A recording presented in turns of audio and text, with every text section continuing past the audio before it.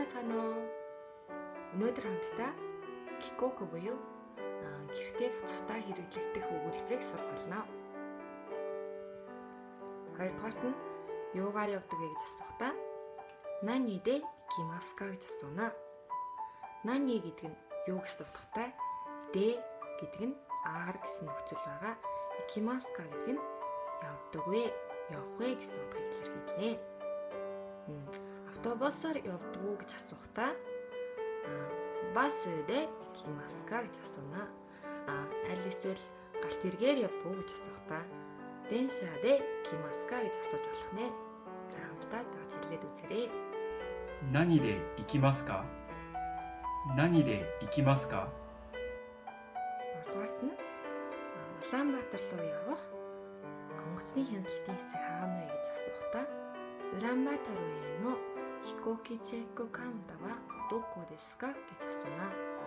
Улаанбаатар гэдэг нь Улаанбаатар. Улаанбаатар руу болохоор Улаанбаатар руу гэж зүгтийг зааж байна. Хикоки гэдэг нь онгоц гэсэн утгыг илэрхийлнэ. Чекко каунта гэдэг нь болохоор хяналтын хэсэг гэсэн утгатай байгаа. Доко гэдэг нь хаана вэ гэж доко desu ka гэхээр хаана вэ гэсэн утгыг илэрхийлнэ.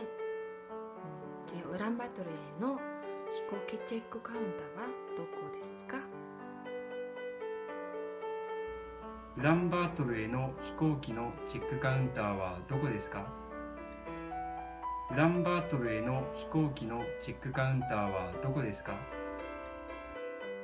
Дөрөвт нь энэ бол миний ачаа юм гэж хэлэхдээ Коре ва ваташи но imoutsu desu гэж хэлдэг байна.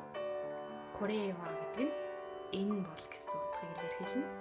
Ваташи но гэхээр миний, imoutsu гэдэг нь болохоор ачаа гэсэн утгыг илэрхийлнэ.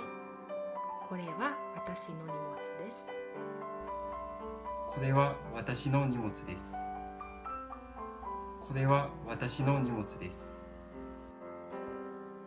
Өнөөдрийн хичээлээр хамтдаа Япон орноор сайхан аялж тусаад нутаг буцахтаа хэрэглэгдэх үгсийг зохицоолаа.